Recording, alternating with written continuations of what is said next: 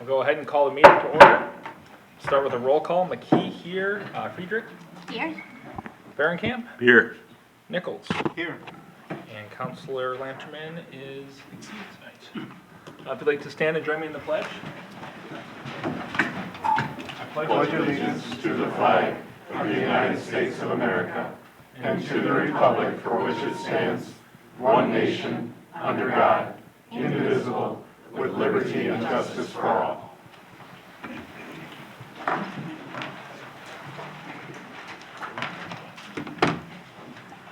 Okay, we will get going with agenda approval. Looks like there's 3 revisions. There's 3 revisions, and one of them I'm excited to highlight there, Mr. Mayor. We have an update on the resolution for the 2025A bond sale happened this morning, and we locked in. The winning bid was at 3.69%. If you've looked at the market, it's about 6.06 right now, so we did really good. In fact, we got a $276,000 premium, which then brought the bond from what was $3,960,000 down to $3,695,000. So great day for us in that regard. Update to item 6E, there was just a correction that needed to happen on the scale for the class and comp. There was an identified correction that's on the dais. One of the, just fat finger, one of the numbers was plugged in wrong. And then item 12, updated city council schedule. That's gonna continue to update as we're adding things, and so there's been some additions and some subtractions from the last time that was published. No other changes, Mr. Mayor. Perfect. And I would like to move my council update, mayor update up until just after consent before planning. I think there's some relevant information given the rest of the agenda and just in general. And if anyone else would like to move theirs up or just keep it at the regular item 11 for their updates if you have any feedback on that? Sounds fine. Keep it at 11 for you guys? Okay. So I will move mine to there. We have those revisions. Any other changes? I'll entertain a motion to approve the agenda as amended. So moved. Nichols. Second, Friedrich. All those in favor say aye. Aye. Perfect. No presentations today. We have open forum for any items that are not on today's agenda, and Jay will walk us through. So in the audience, anybody who would like to come and speak on something not on the agenda, I ask you to fill out a card. On that, it would have your name, your address, and this is for something not on the agenda. I have 3 cards that are on the agenda right now. I had one email about someone who wanted to come and speak in the open forum, but I don't have a card on them, so I don't know if they're here right now. Okay, great. So yeah, if you could give me your card, and then again, you've got 5 minutes to speak on any topic. Please speak to the council. And this is an opportunity for your name, your address, and any information that you have for the city council.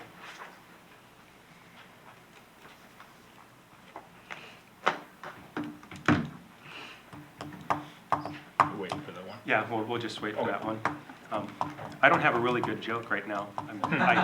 You don't ever I have got a really exhausted. good joke. Well, thank you, sir. We don't pay you for that. Ouch. It's a tough crowd today. Yeah. Miss Christina Don't worry. Jensen. Don't worry. Please pardon my attire. Thank you, council members, for letting me speak Your tonight. name and address, please. My name is Christina Jensen. I reside at 7800 Maple Hill Road. I have been a member of the Maple Hill Estates community for almost 25 years, off and on. Please excuse my attire. You'll understand why it is the way it is in a minute. Good evening, and thank you for letting me speak. The reason I'm here tonight is the residents and myself, we all have concerns. We were all looking forward to this new transition with new ownership of our property management as a positive thing. And when we heard some of the things that were gonna be happening, like cleaning it up, holding people accountable to their property, I know these are things that have been an issue with our community in the past. We were all excited and we embraced it.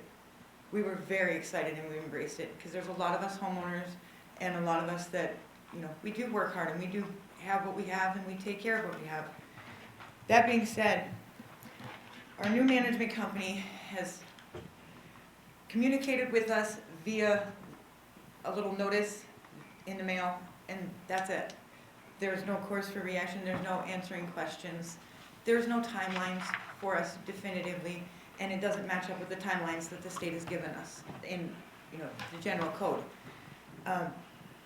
There's been an injustice. I've watched multiple people in our community lose vehicles in the last 72 hours. These people are losing vehicles that are not illegally tagged, not all of them.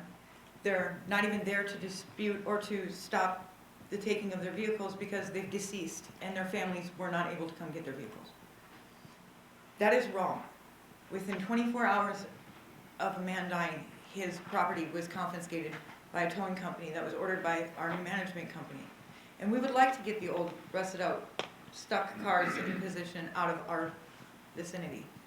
But at the same time, we want it done peacefully. We want it done transitionally.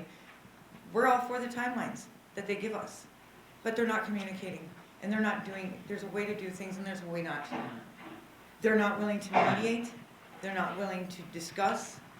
On Tuesday, March 25th, 2025, I was leaving my home in the morning and I had noticed that a neighbor a few doors down from me, his vehicle was being connected to a tow truck. I personally know this neighbor. Both of his vehicles were legally parked. They both had current tags. I knew that there was a backstory to one of the vehicles that was not tagged in the moment. I went and I assumed, standing up for my neighbor because I knew he was still asleep at that time. I was told to remove myself from the vehicle with vulgar language because I approached the vehicle and I placed myself on top of it. And I said, no, just please wait. Give him a minute. He's in the house. I'll have somebody get him. Upon that being stated, I was told that I was going to be trespassed for challenging the situation. Officers were called.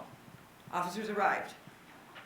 The officers ruled in mine and my neighbor's favor. The vehicle was currently tabbed. The DMV actually sent him out the door with the wrong tabs. So he was waiting on them to be sent back. The manager that we have told me that I was going to be trespassed, and if I didn't get off of this gentleman's car, that he was going to be evicted as well. Because he could. It is private property. When you've lived in a place for 20-some years, and now somebody new comes into the picture, we're okay with change. We're not okay with tyranny. I was then, on Wednesday, the 26th, at 11 a.m., Corcoran police responded to my address, and they showed up to serve me with it, no trespassing, and I was told I had to immediately vacate the property, whether I was on a lease or not. So, the residents have concerns. We have leases for the properties on which our homes are sat on, and our homes have been there for years. What rights do our leases have? When management can kick us off of out of our homes are ours, we own them. It just happens to be on their land. But it's my understanding, even though it's on their land is part of the city of Corcoran. So if they're not willing to meet with the residents and come to a happy mediation or a medium, we need the city's help. We know we're not your favorite neighborhood, or we know you're not, not necessarily, but we know we're not top of the chain for bringing in, the big bucks or doing the most upstanding things at all times. But at the same time, for many, many, many years, we were the biggest neighborhood Corcoran had. Mr. Mayor? Yeah. I yield a few more minutes. We're at Absolutely. 5 now, so Sorry. you can keep going. No sorries, Oh. please. And you are a critical part of our community. Thank you. We don't think any less, okay? I Believe it don't. or not, I So, spent the thank you. last 10 years plus in my time, in my free time. I have 7 people in the park that I currently take care of, nursing and PCAing for.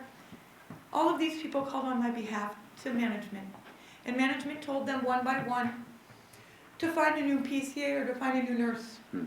Some of them didn't have time to find a new nurse or a PCA, but they knew I was being vacated from the property. My mother started crying because she needs my help. She has emphysema. I take care of her and I take care of her property, in which this property I live on. My mom was told she can find somebody else.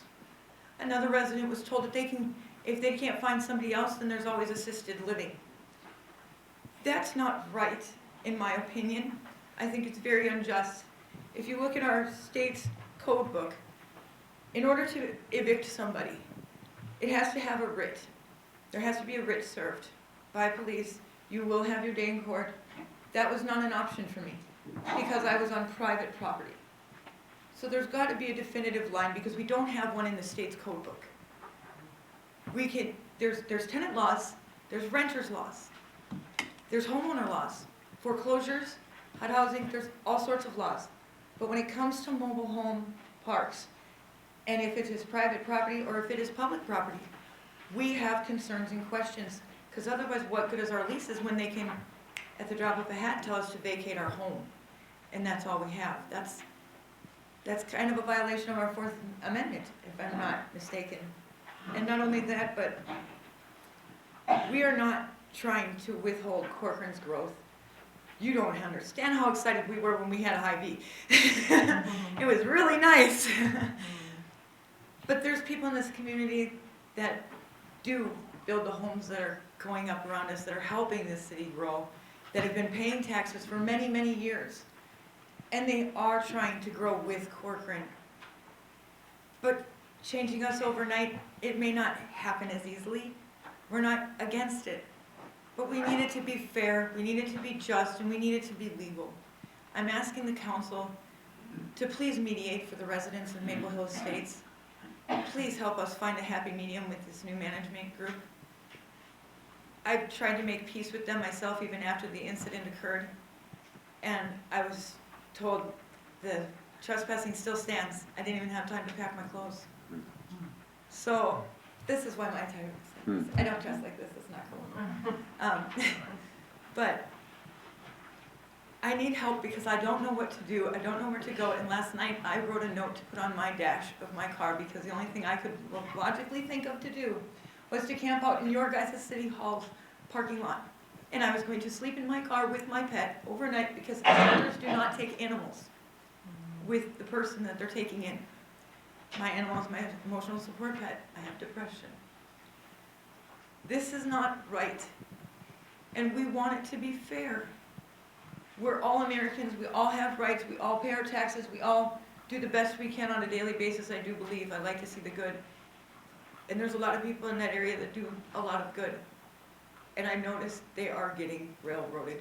And when the management company is saying it's private property to trespass me, but it's public property when they want to use everyone's tax-paying dollars to get the police to double down on patrol in their area.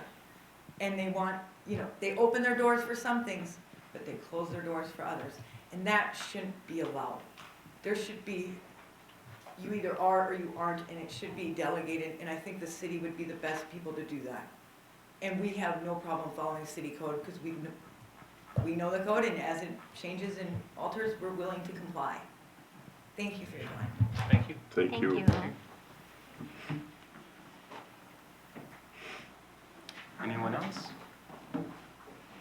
They want to give us a rent increase of $200 on May 5th. Can you bring From $480 a month to up here, We please? could have it up Yeah. at the 30%. dais so we can get it for the record. Otherwise, it's hard to. So please, your name and address for the record.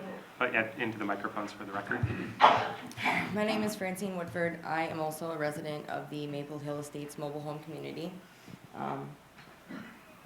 So she touched base on a few things. I believe that so it was purchased by an investor based out of California. He is not in the state. They hired a management company to manage the property. The management company is not following current state laws and statutes surrounding the regulations and rules of mobile home parks and communities. I strongly believe that they are operating in violation of multiple state statutes as described in chapters 327.20, 327C.015, 327C02, just 504B, 178. There's multiple statutes that they're in violation of. So I told the community manager, Vicki Wilson, I sent her a letter, and she responded to my letter. She sidestepped every single one of my concerns and stated that, you know, the rules and regulations were not unreasonable and they weren't a substantial modification to the current terms. Well, how is it reasonable to close down the storage that residents are allowed to use for extra item boats, campers, trailers, etc., and then no proper notice was given? We were supposed to give 60 days notice for this, any type of change to our lease or rules. We weren't given proper notice, and then they started taking those things out of our home sites. How is that reasonable? How is it reasonable to close down the area that we're allowed to store things, and then all of a sudden, I mean, they closed it down for maintenance, no argument there, but that's making us incur extra costs to either store our items elsewhere or lose them and have to get them back from the towing company they contracted with. I don't think that's reasonable. I'm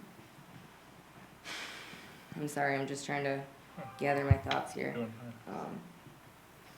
So, they say that they do not have copies of leases for anybody, but they're saying that we can come sign a new lease with them, which is absolutely unfair.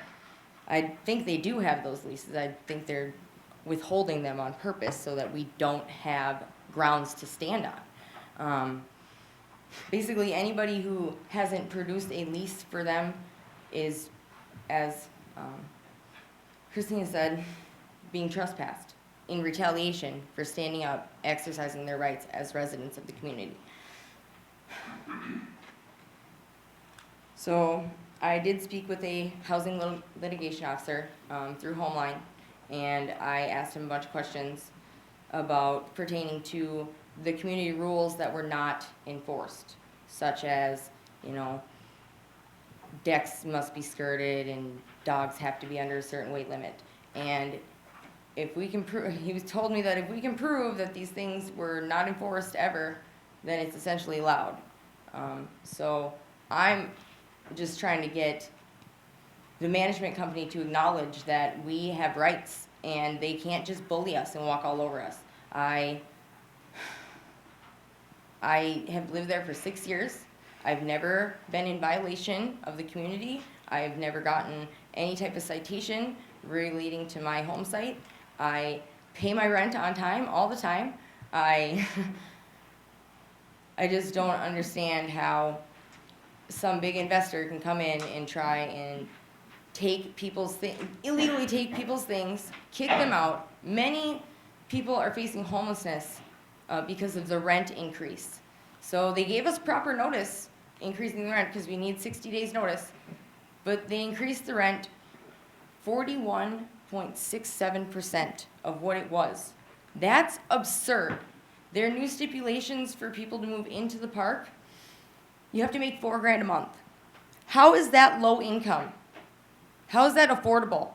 Okay, Corcoran has the housing stock, only 12% of Corcoran's housing stock is considered affordable. And about 80% of that housing stock is located at Maple Hill Estates. I just don't understand how something like this can happen. It's unfair, it's unreasonable. They need to be held accountable.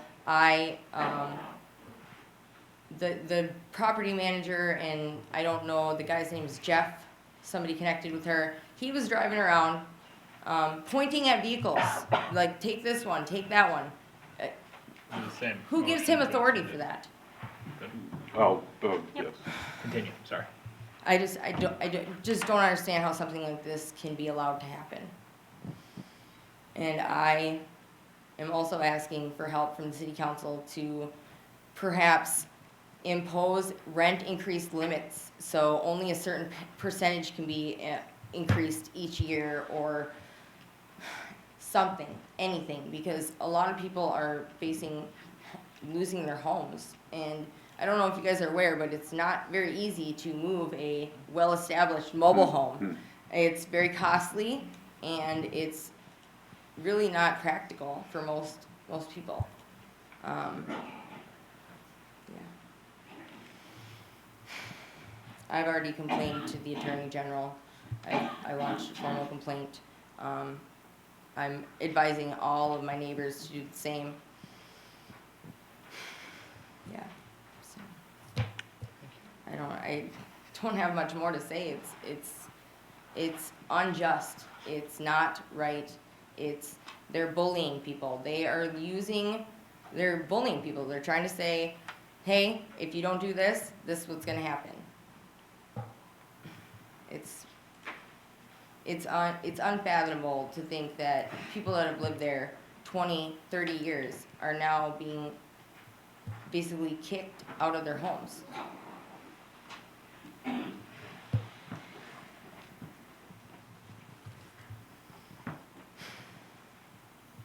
you guys for your time. My thoughts are, it's been hard to focus on anything else right now because of the watching our property in our yard, hoping and praying that the tow truck's not gonna come try and hook it up. They first started coming in the middle of the night on Monday, the 24th. They were towing vehicles until 3 a.m.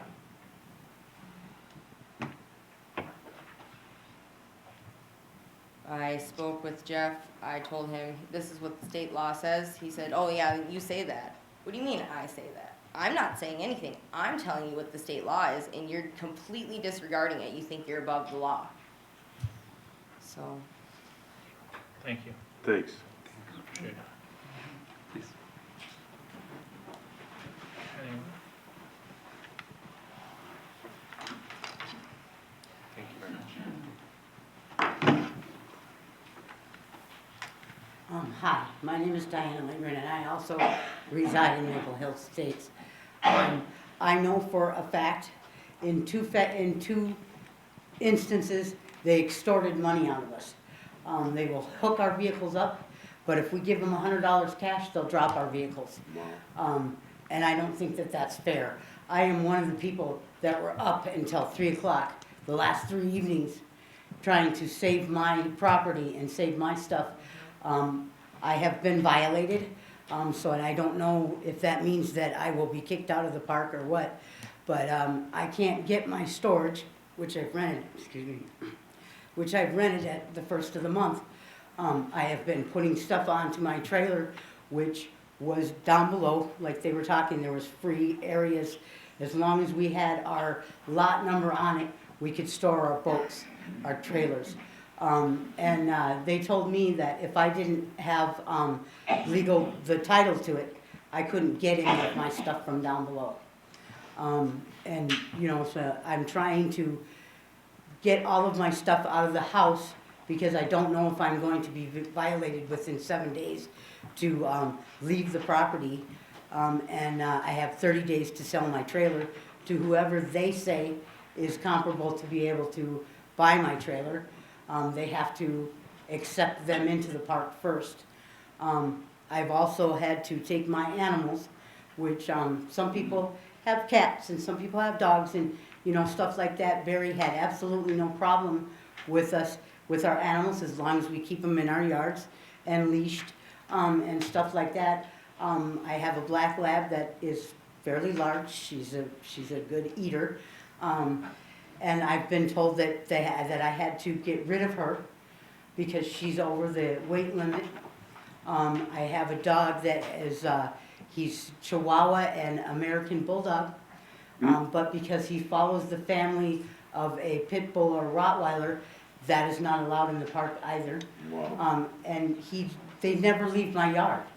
So I don't understand why they can just come in and state that one dog is too big and I'm only allowed to have one dog as it is, thinking that with Chrissy being excluded from the property, trying to save Sassy, her puppy, I'm not able to take on her dog because I have to. I have to wait for both my dogs, and this is what they said straight to my face, that I have to wait for both of my dogs to die before I could take on another animal. So, they've extorted money out of people. They've hooked up vehicles. I personally, with my own 2 eyes, watched them drop a vehicle off the backside of a tow truck, and just rehook it up and drive off with it without informing the person that they just took the vehicle from, that now that vehicle could be damaged, you know, but we're left at our own accordance to try and get these vehicles back, let alone if they're damaged or not. I also watched the person that Chrissy was trying to save his vehicle, he smashed into another one of their vehicles. And he tried to stand there and tell the police officers that he didn't do it. But until somebody actually came up and said, hold on a minute, I watched this happen, then he finally agreed that he did smash into it. So our property is being damaged while they're towing it out on us at 2 o'clock in the morning without really coming and talking to us. You know, so I guess that's really all that I've got to say, but, you know, I think that extorting us out of $100 for us to drop so that we can go to work the next day, instead of towing it away to God knows where, I don't think that that's fair, and I believe that it's extortion. So, thank you for hearing me. Thank you. Anyone else?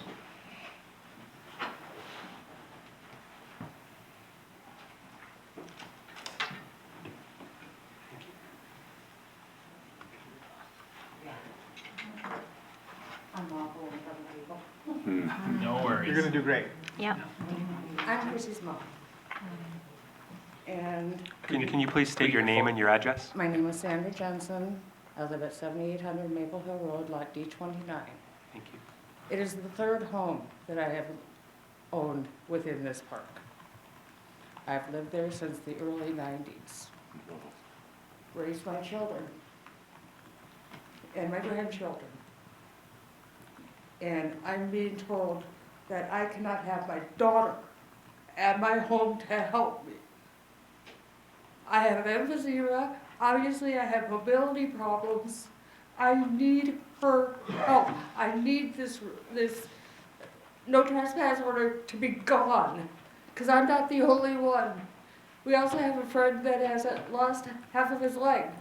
She helps him. She cleans his house. There's another guy in the park. She's the one that gets his meds and divides his medication up for him. There's nobody else to do these things, because she does them out of the goodness of her heart. She doesn't ask for money. From me, she gets a home. So, I need my girl home. I need the no trespass order gone. Not just for my sake, but the other people that she helps. She also helps me with my kids. I have a 13-year-old mentally unstable child that's right now in a group home. And he's been in and out of the hospital. He's been in and out of treatment centers. And she has a way with him that I don't. The boy has tried to kill me 3 times. She can stop him, because he doesn't listen to me. I'm no threat to these kids. So please help us. Thank you. Thank you.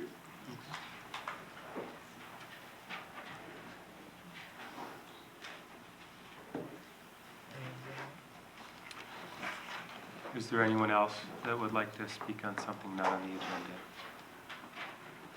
Thank you. No other notes or emails, Okay. Mr. Mayor. Alrighty. And we will go on.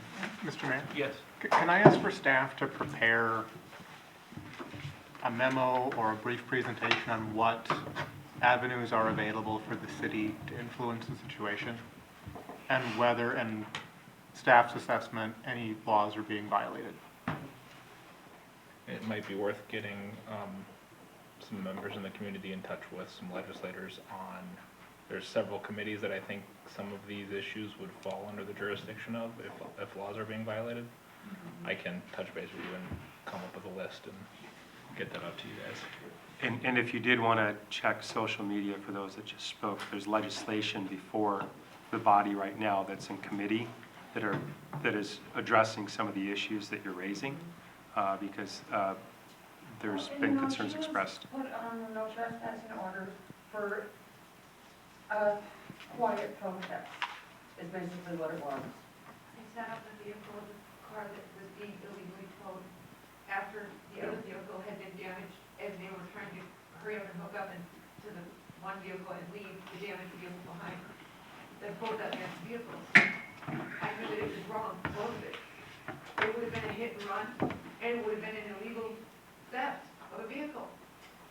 And I stopped it. I sat on the hood of a car, and he told me I needed to get off the car, or I was gonna be trespassed. And I said, you can't do that. I said, what you're doing is wrong. And he said, then the person whose car you're sitting on will be evicted. Retaliation. It was clearly retaliation. It's nothing but threats. A lot of us are on social security. I personally was in a car accident, so that I cannot, you know, there's a lot of things that I can't do. And I have been written up and violated, which I don't know if they're gonna take my home away from me, because I didn't do it within their 24 days that they gave us to take care of these items, instead of the 60, which our rent lease states. So, Mr. Mayor, to address what you're saying, so for your awareness too, like, some of the resources that are gonna help you best, we don't have in those staffing at the city, but we can definitely help you connect with some of those. And the county Because and a lot of these are health and human services, we don't have any of those types of employees, but the county does, the and we authority. can help point you towards the direction there. And so to Councilmember Nichols' point, we'll take a note on this and see what we can do. We'll educate ourselves on what's available.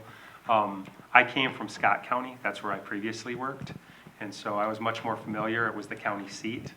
And I was the Parks and Recreation Director, so I was working with them pretty closely. We had a lot of homeless folks in our parks, and so I was working with Health and Human Services in Scott County pretty regularly. I'm not as familiar, so I do have to get aware to be able to better understand what resources are available that could help you. We can This, Mr. Yeah, Mayor, if we could get someone from the neighborhood's email that can get word out to people. So we do have Chrissy's email right now, when you sent us the email, so we've got her email as a contact point. My email is just my first name, last name @gmail.com. Gotcha. Mr. Mayor, just real, I'm sorry, you Sorry. were, Would this be a good application for the shared social worker we have with other cities? I'm not sure. I'd have to do a little bit better to look at what the scope of that is. Typically, it's a different kind of crisis situation, as I understand it right now. But there are social workers at the county typically that can help with these types of issues specifically, like housing-related issues. Ours are usually specific episodic issues, not some of the things that have been brought up here. But I will get smarter on this, and we'll connect with you and get that information to you. Talk about it soon. How There's- do we go about the trespassing order being dropped? Yeah, she's been banned from her home for retaliation, My which is son- illegal. My son has a tree in my mom's yard. just one person talking, guys. Please, go ahead, keep going. My son passed away, and his tree is in my mom's Yeah. yard, along with my brother's daughter's tree. They have their ashes or whatever with them. If I can't go back to my mom's house, and I can't have another holiday with the little family I have left after losing my dad, I can't even go see my son. So again, That sucks. Mr. Mayor, if I may, Jay, you can correct me, Matt, I think we've got, So Mayor and Council, this is our, Representation here, too. Joe Murphy is, Mr. Thames is on a I think I've seen him, vacation. I think So I've Mr. seen him Murphy once or is- twice in the few years I've been up here, so. Yeah. Again, folks, this is a private community, but there's a lot of things going on, and I think we all understand, okay? I'm not sure, there is no real, how do I wanna say it, affiliation with the city, involvement into this community and stuff. It was private, those kind of things. I was on Facebook today looking at a lot of things going on and stuff, because I knew you guys were coming, and I know some people in there. Brian Dejewski and what he did to do what he's done, fantastic person. He's still, him and his wife are still with the community or not anymore? Okay, So I'm actually meeting with Brian Dudzinski next week. okay, So- it just sounds like something that needs to go faster. I wanna say this without getting our legal upset at me. So maybe not. You know how many times I've listened to y'all. There was something on Facebook from one of our local news stations that was advertising, not advertising, but did a story on the community. It is one of the three major stations, and call letters end with an E. There, I didn't say it. So, just something there, and again, if I'm in trouble, I've been in trouble before, but it is a difficult situation. I can't imagine. I don't know what else to say, but, we will do things to point people in the right direction, I think. Try to get you whatever resources. Jay Yeah, said. we don't have those And, kind of resources, but we'll try to connect you with the kind of resources that can help you.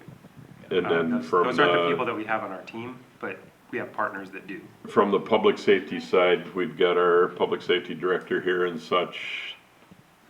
There's things that he has to do or our department has to do, but I'm relatively certain it'll be done with as much respect as possible and understanding as much as possible, Do you so. have a question? I was just wondering if since a lot of this meeting has spoke about my trespassing, can I submit the trespassing order to the council just so you Could, guys have it could someone within from your staff make file? a photocopy? I'd like to take a look at it if she's okay with that after the meeting.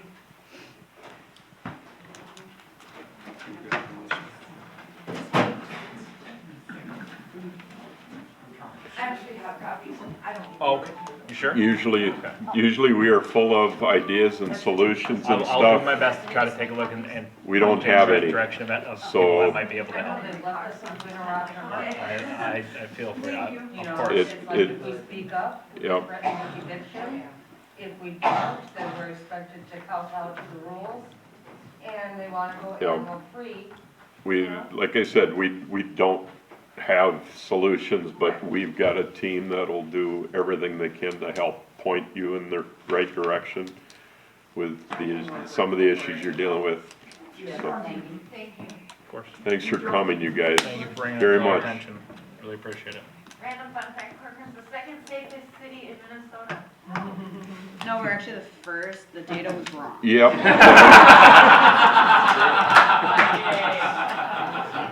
And you all are part of that. Absolutely. So please don't think any less.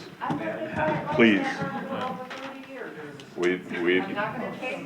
We've heard y'all, and it's Thank you very much. it's Thank you, guys. disappointing what's going on. Yes, it is. So thank you very much, you guys. And you don't need to listen to the rest of us unless you want to. If you want, Totally up to you. We won't feel offended. if you guys got plenty to do, if you'd like to head out, please do so. But you're welcome to stay. But Thank you so much for your time. thank you guys, Give everyone a minute here. and prayers for each and every one of you. Thank you. Thank you. It's nice to be listened to. Happy to have you here. Thanks, Mr. Mayor. Of course, thank you guys. Okay. I think with that, we can give everyone a minute to trickle out, and then we'll head into consent agenda, consisting of items 6A through 6K. Is there anything that anyone would like to pull? Going once? I'd like to recognize 6K. Okay. I'd like to pull 6E. 6E. Show. Anything else? Nope. Okay, I will entertain a motion to approve consent agenda items Making me do alphabet in chunks. You know I'm not good at that. A through D, F through J. That one wasn't so bad. I'll make a motion to approve that. Second. I will second. All those in favor say aye. Aye. We'll go alphabetically. So Michelle, you pulled E. 6E. Yeah, thank you, Mr. Mayor. I just wanted to clarify or confirm, I know we had chatted about this at our last council meeting, but I just wanted to make sure that staff was talked about with their new job descriptions and pay grades, and that everyone understood where they landed, and that was part of what we talked about doing, and that was completed, and, okay. Yes. That's all I wanted to pull. Okay, I'll make a motion. Or if I can ask one question on that? Yes. Everybody was pleased? No, Okay, you know, it's transparency. disappointing if someone has an expectation that maybe their position's not as valued, but then the market says that it's here. So I think there was some reality acceptance. okay. And we had some candid, careful conversations. Also, for everyone's awareness, we were coming forward with this in January, and when we came forward, there was expressed some concerns. I hit pause on it so that we could pause and have a conversation with every employee. Yes. And those conversations went really well, and what was brought to light was, in talking with department heads, in some cases, unfortunately, some key duties and responsibilities were not included in the job description. So that was a really helpful pause for us, and then we collaborated with them. For us, for the audience's understanding, in most cities, it's the council or the city administrator that are setting the job descriptions. We've elected to, no one knows what we need better than our department heads. And so our department heads are determining what they need for their departments to function in collaboration from their employees. So we started with what's called a JAQ. Every employee filled out a job assessment questionnaire. So every employee said what they do. And then that determined the baseline for the job description. And then it came forward in the process. What we recognized is going forward in the process, maybe some of the things that they did, now as they're going, they're like, oh, wait a second, I didn't emphasize that as much in the JAQ. That's what happened. So it wasn't we were cutting things out, it was like, oh, that's a pretty big chunk of my job. And so we were able to make some corrections. As a result, there was a few modifications of a few positions in which they were regraded. And then we had affirmation of some other ones that, yep, we did change some of the language. It didn't result in a regrading as we went to our experts. But that was a really helpful pause in the process. And I think it is kind of indicative of the culture we're trying to establish in terms of collaborative dialogue. So employees spoke up, we heard them, we responded, we collaborated, and then we came forward. But that doesn't mean everybody's super happy about it. No, I wouldn't expect the answer to be yes. So that's a lot of work, you guys, to do it in a short period of time and get us competitive in this, if it's called a business, what is it called? I don't know. Municipal corporation. Municipal corporation, I would- whatever. I can't make up words that anybody else would understand, but great work. No, Good Alicia learning did the heavy lifting experience. on this, so this is All really y'all. her baby. So- Everybody, yeah. There's a reason she's here too, so everybody, thank you guys so much. And the learning side of it was huge for everybody, so thank you guys and thank all of our staff, everybody on it. Appreciate their patience, so. Michelle, did you start making a motion? She did. Yeah, I did start to make a Do motion. you want to make that motion? Sure, I'll make a motion to approve item 6E. Right behind you, Dino. Have a Is second? that a second? Yep. I assumed it was. All those in favor say aye. Aye. Opposed? Nope, I'm good. Okay. I was an aye too. I just didn't hear. Just didn't say it loud. Then 6K we had pulled by Dean. Yeah, huge deals, the grants and everything that's being worked on to help us do what we want to do on our parks and such. Thank all of the folks that are involved. Natalie, is that That is, your whole group or? Stevie and Steve Hegland, and Militia actually had to help Yep, us a lot too. I would imagine you all got a whole bunch of people doing it, so thank you guys, very cool. And it Good was literally submitted at 6:15 tonight, as Steve was in here. So they got all the legwork done today, and I was in here, and for your awareness, the DRGR system is a 1990s antiquated system. And so staff spent all of today trying to get all the data in there, and it kept kicking them out. And this is the absurd part. Finally learned that the city of Corcoran had to be in all capital letters. Ah, So capital sure. C, capital C-I-T-Y, capital C-I-T-Y.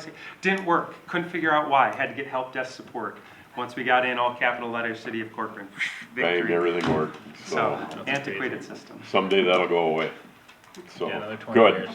With that, motion to approve 6K. Do you have a second? Second, Jeremy? All those in favor say aye. Aye. Perfect.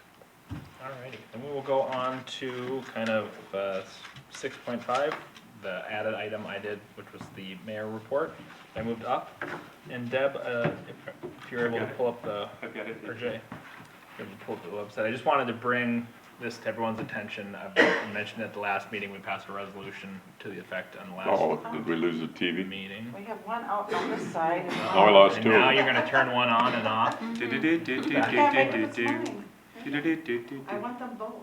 Dueling TVs. Coming. There we go. So, Hey, just so everyone knows, this is hosted on our city website. If I could show them really Yeah, quick, that'd be Mr. Mayor. great. So if you go to our government, underneath council, it's at the bottom, right there. So if you click that, it takes you to this portion of the website, which is all current proposed bills. This is being updated regularly. Yep. And if you notice, there's unfortunately a lot of them. a lot of crazy going There's a on. couple on the other tab too as well. But those are basically the bills that are currently in this session being introduced or have been introduced and are working their way through committee regarding new development, housing, increased density, removing local control, removing public hearings, removing design requirements and parking requirements and all sorts of stuff. If you read through those bill texts, which I'd highly encourage you to do. We also have the contact information for the bill authors and key committee members of the committees that they're likely to go through. And then Jay, if you could just click briefly on the lawmakers advanced zoning reform bills. That's a PDF from the League of Minnesota Cities that kind of has a good overview of each of the bills, at least as of the 17th of March, and kind of highlights what is being discussed. There was supposed to be a hearing on most of these bills on the Senate side on Monday that ended up getting canceled at the last minute. So it's not exactly clear what the next step forward is for those, but I would anticipate there will be one. It's just they're keeping their cards close on this one, making it maybe a little bit more difficult to follow, but we will do our best to keep this page updated so that everyone's aware of it. And if you feel so inclined to reach out to the legislators, the contact info is that top link there with emails and phone numbers for the key people on these bills. But in short, it would be, if these were all to pass or even a majority to pass, drastic changes to how development works. That would basically cut the council, planning commission, residents out of the process in terms of feedback and decision-making authority. So it's not a great package of bills in my opinion, in our opinion. So yeah, just wanted to keep you all aware of that and encourage you to take a look at that and reach out if you feel so inclined and share those concerns. And that is all I have. Are we doing all council updates right now? Or If you are want we to, doing? yeah. Okay.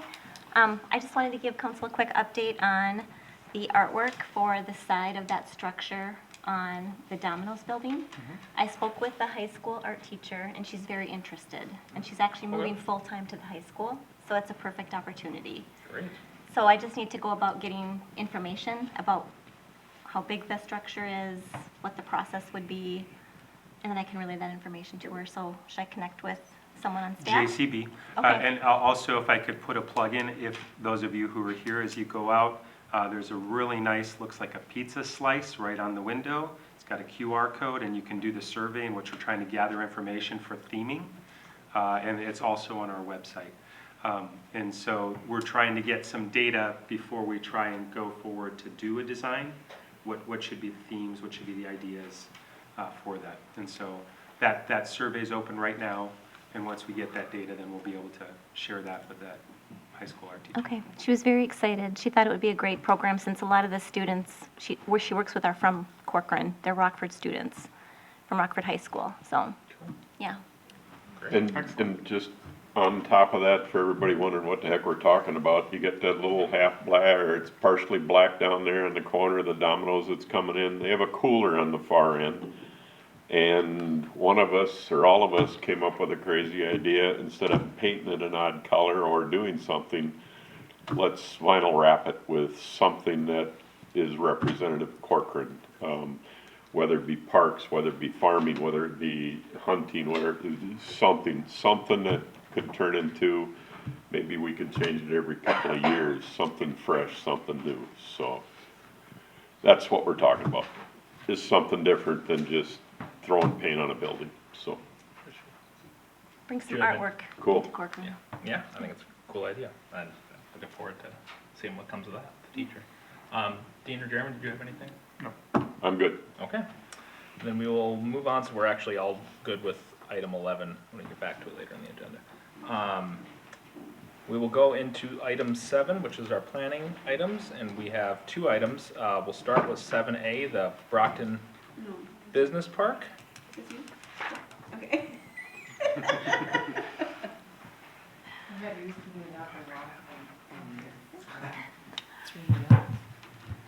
Thank you. This is a preliminary plat site plan for Brockton Lane Business Park. Dwight, what is doing the She's supposed to slideshow? say her name and address? I know, it's weird. It's a whole new vibe up here. It's, This is a preliminary plat to create 2 lots and 3 outlots for 2 industrial buildings totaling 500,000 square feet on the very northeast part of town. That's 101 on the right side or the east side of the lot there. Next slide. This 80-acre property is guided and zoned light industrial. It has been as long as I can remember. It is in the MUSA, and it is in our northeast district, meaning it's MUSA, meaning it's planned to get sewer and water. An environmental assessment worksheet was completed for this site, and the notice of decision was adopted by the council in February. Planning Commission held a public hearing on this item on March 6th and voted 4-0 to recommend approval. Next slide. 101 is on the bottom here, so north is to your right on this image. And the 2 buildings are oriented towards each other with the truck docks in the center, parking on the outside or the fronts of those buildings. And this development would result in construction of 2 new streets. The street on the south has the turn lanes that were built as part of Nelson. This is where Nelson Trucking's driveway is. So that will be upgraded to a city street and will continue to the west property line, swooping around that wetland. And on the north is what is planned as our new east-west collector street. That's a new public street on the north side. That would have, as you can see on the plan, turn lanes that would be constructed as part of that. There's a large wetland complex on the north side of the building in Outlot C. And if you can point to the water or the well site, there's a well site proposed on the northeast corner of the site. Northeast corner. Northeast. You said northwest? Sorry. Okay. Northwest. Oh, that's what I heard. Okay. Nope, over this way. I just want to point at the map. No, it's Oh, that's right, because over north here. is down there. Okay, that's what I thought. Okay. The engineer drew this plans the sideways, and it's very confusing. Yes. There we go. Look out, Kendra's got a pointer. Yeah, watch out for the reflection. So, yeah, that's the well site, right there. That would be deeded to the city as part of the project. Next slide. So it is planned for office warehouse uses. It's a speculative building at this time, meaning no tenants have been identified, but lot standards and building setbacks have been met. The architecture does generally comply, however, we do have a condition to address the need to break up the wall. The Northeast District says the wall needs to be broken every 80 feet or not less than 80 feet, meaning it has to have a change in color, elevation, or material. We got an email where somebody said they thought the building was going to be 80 feet high. Can you Oh, clarify that? yes, the building Jeez. is an interior height, clear height of 32 feet, and the max building height is 45, and I think it's just under that, at maybe 41 or 42, I don't know, maybe Brendan can answer that, but it's definitely not 80 feet high. That's what I thought. Thank you. So a little bit of tweaking with that. I have been working with the applicant. They have added windows to the front. It wasn't in your packet, but we'll just continue to work through that with them to address that, to make sure that those front elevations are interesting. That's the reason for that. So it doesn't look like it's really long building. That helps break up the mass. Kendra, real quick, the windows, and I'm talking faux or fake windows, that kind of stuff is what I'm talking. They don't need to be just, again, something to break it up, but they're talking maybe windows? They're talking, this plan Wow. shows actual windows.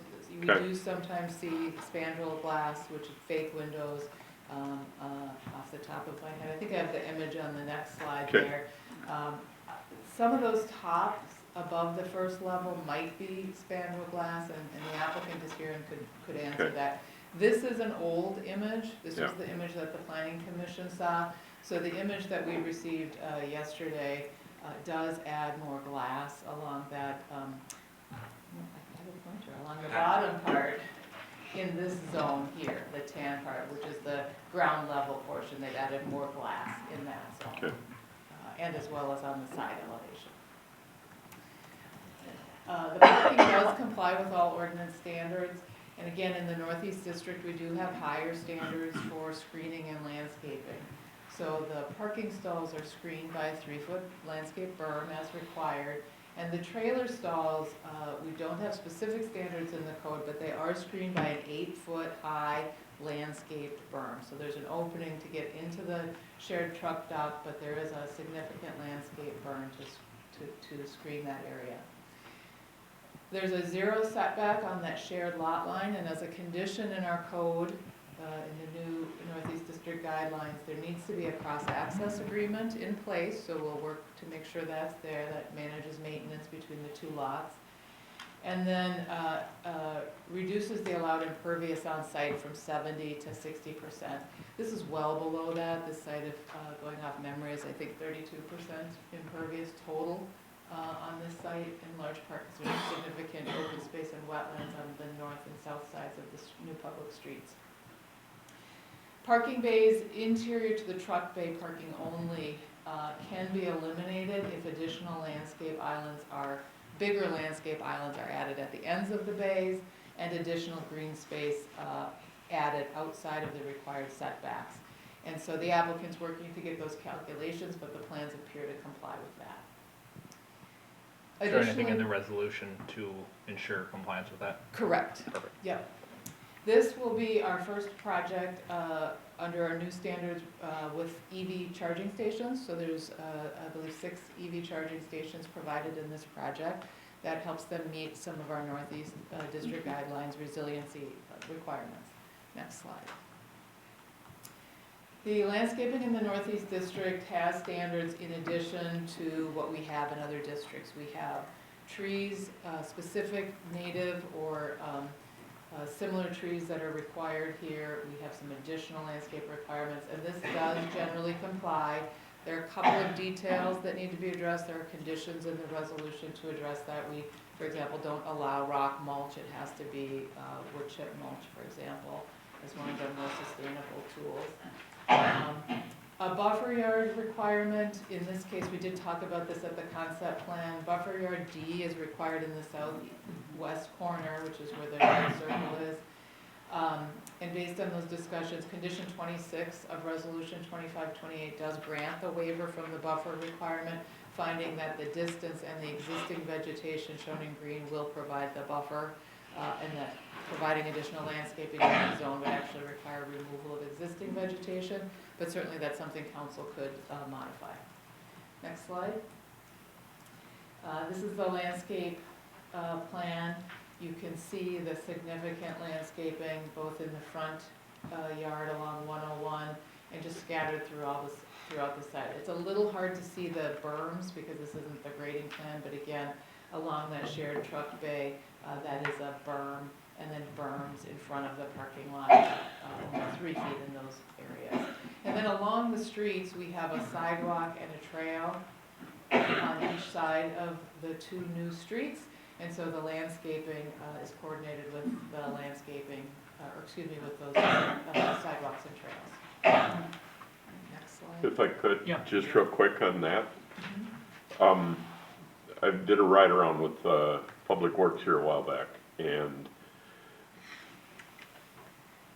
the goodness gracious, the number of trees and stuff. How beautiful is this gonna be in 30 years when I'm not around anymore? The mindset that we've had, or that cities have had, is there a way to put the sidewalk next to the street instead of the street, trees, then sidewalk? Is there a way to get the trees on the other side of the sidewalk? If that makes sense? There is. I'm just asking. I'm not insisting, I'm just, the Public Works guys are right now, they're experiencing the trees that are so close to the roads, they're slapping mirrors and doing all Public kinds of. Works guys.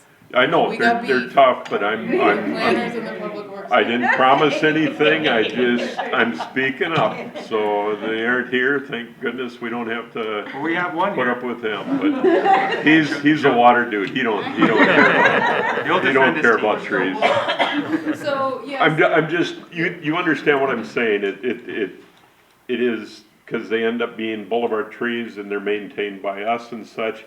Is there a way that they can end up not on the boulevard and it's not our responsibility as such, and just asking out front, so. Yeah, so a couple things. Absolutely, you can build sidewalks at the curb or trails at the curb.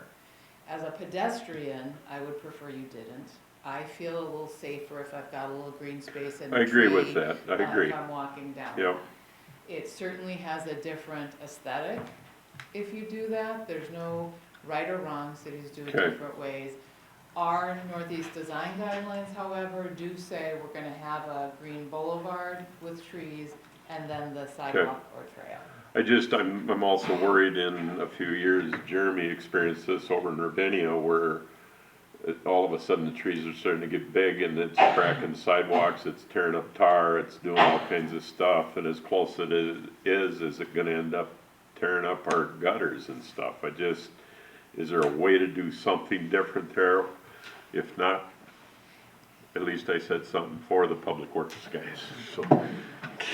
One of the things that we're being more thoughtful about is we're sensitive to which trees are selected in Less- those areas okay. and what their root pattern is. All right, Because there are some trees with, for example, shallow roots that you wouldn't want up against the sidewalk. That is gonna create those cracks. So we think that for a lot of the reasons we talked about with the Northeast District, that this aesthetic makes sense. It's a more appealing pedestrian experience, but it's also sort of a nicer, as the trees grow and the branches are higher up, it's less of an issue. I think right now we're. yeah, growing they city, need to we're be all trimmed, young. we need to do some Yeah, trimming and so stuff. all the and- trees are young, understood. it is a Okay. challenge for Public Works, that is true. But over time, those trees will grow and it will be less and less of a problem. But it is like any developed city, it is a city responsibility over time. It's something that the city of Corcoran has decided though is an important aesthetic that we want to Understand, maintain. I'm speaking for, so, Okay. this is wonderful, good gosh, I stopped counting the number of trees on the drawing, because I don't have that many fingers and toes. But it's a nice look, so thank you for entertaining it, and Public Works, I did what I could, so how's It's an that? ongoing discussion, so Appreciate thank you for raising it, it. appreciate for listening. But this image shows over time what that's sort of going to look like. I would say to the applicant next time, bring the tree up a little taller for this conversation. But you can see they're above the trees, are above the car there Yeah. in terms of height. So this is showing looking from that large wetland on the south towards the buildings. And again, this is at full growth of the trees, but you can see it's very well screened. Next slide.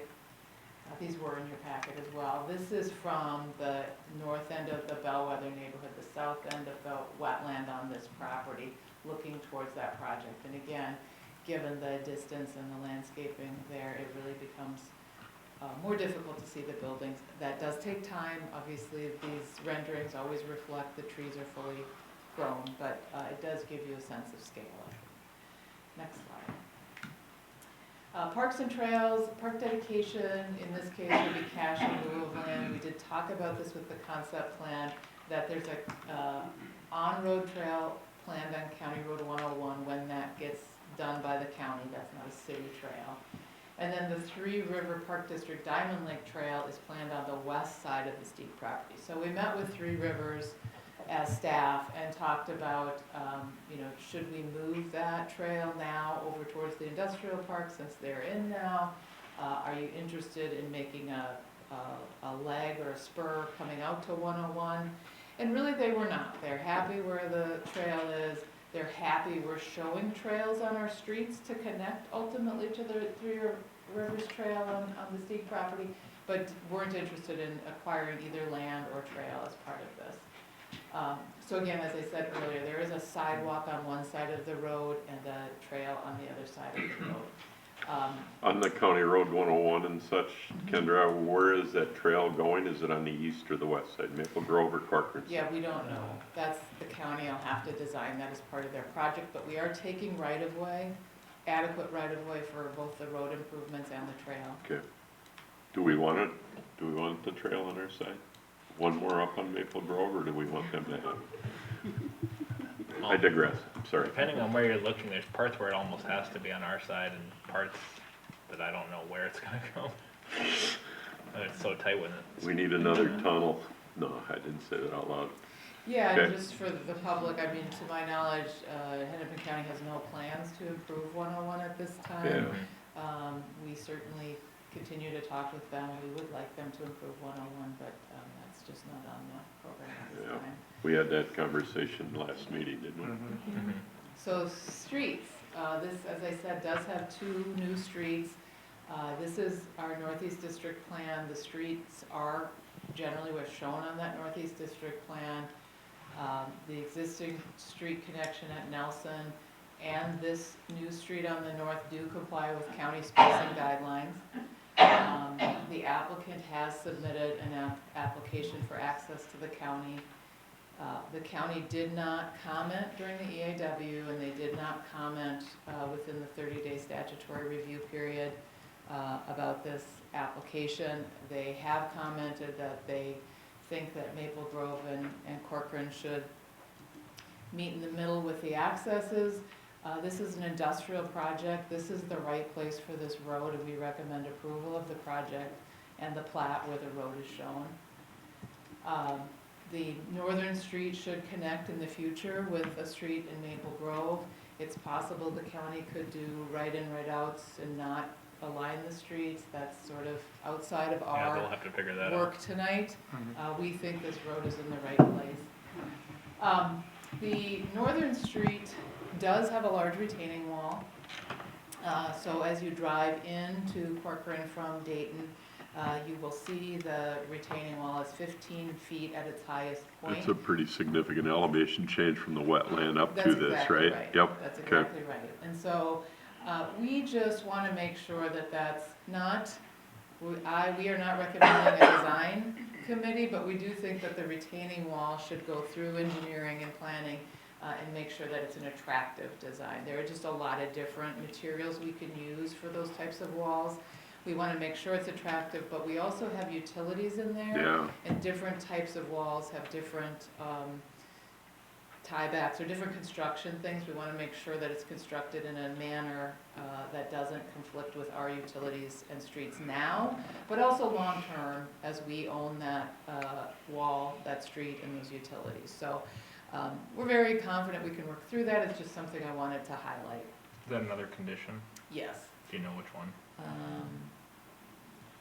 No, but I will look while I wrap these up and tell you. Sounds good, no worries, I can dig through. Just real quick too, going back to last meeting and such, our county commissioner made a mention that he wasn't quite aware of the stuff that we've got going on in Corcoran, and we need to talk better and such. I wanted to disagree really loudly with that day, but I didn't.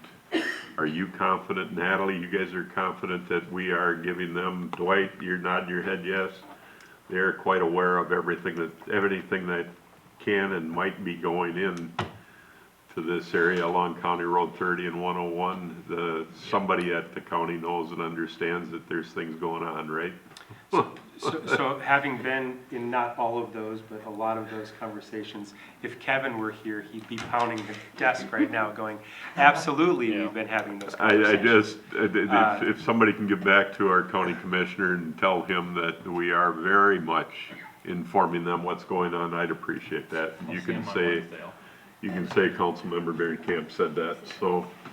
One of the most recent conversation we had was a question, an appropriate question regarding their strategic planning for our corridors. Right.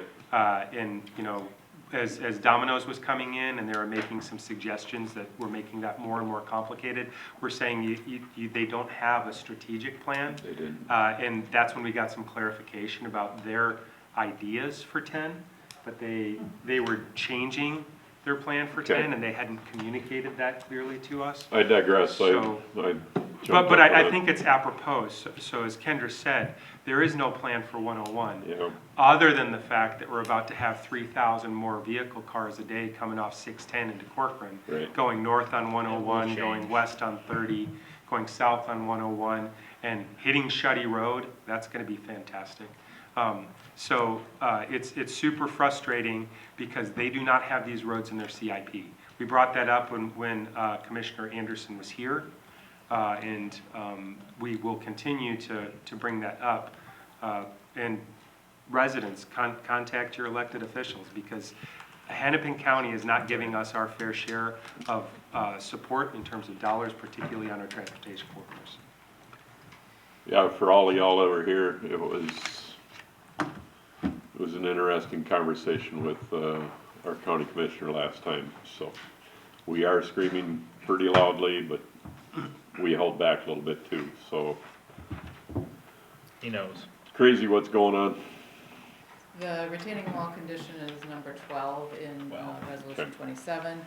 And we also have a condition that I think it's in the engineer's memo, it might be in resolution 27 as well, that the developer is responsible for all improvements identified in both the feasibility study and the EAW. Again, those both assumed a full access. That could get tweaked a little depending on what the county permit says. Next slide. Just real quick on that wall. Yeah, I'll say it. My suggestion, fieldstones and welcome to Corcoran sign. Like a boulder wall? A boulder wall. Just don't know. I know that's more expensive than Keystone and all the other stuff, but I don't know if that's an appropriate place, and I'm not sure I want to say welcome with an industrial building right there too, but with the cover and the trees and everything, it might be a good opportunity. Just saying it out loud. No, that's Thanks. great feedback. I think for the applicant to hear, and we'll work with, again, we have both the aesthetic as well as the functional nature of that wall, so we'll work through that. Utilities, this is an area that has city sewer and water, yay. Outlot B, which we found on the screen early on in this presentation, is a potential future well site that will be deeded to the city with the plat. The final location and access route, still working through those details, but generally we're shown on the plan. The applicant's been working with staff on the final stormwater design. FEMA floodplain, as part of this project, I just want to highlight that our engineering team worked with Elm Creek Watershed, and Elm Creek Watershed, as a result of their work, did do a floodplain study that benefits all 4 of us cities in this corner and established once and for all the floodplain in this area. So that was big, and it helped this applicant finalize their plans. There is some floodplain fill proposed in that area where that retaining wall is, but there is some wetland impact. The wetlands are shown on the plans, and so both the wetland and floodplain impacts require permitting from both the city as the LGU for the wetlands and the watershed. This Northeast District resiliency requirements requires the applicant meet 3 of them. And what they've identified as the 3 that are being met with this plan are landscaping with native species, bioretention systems. Again, that is subject to the city and watershed review, but currently the plans do show that. If that doesn't work, then alternative resiliency options would be required. And then lastly, the 6 electric vehicle charging stations that are proposed here. Next slide. That was the site plan. This is the plat, which is for 2 lots and 5 outlots, one of those outlots being deeded to the city. There are 2 phases. Lot 1 is the one on 101 that would likely be built first, and then in 2026, and then building 2 on lot 2 would be built in 2027.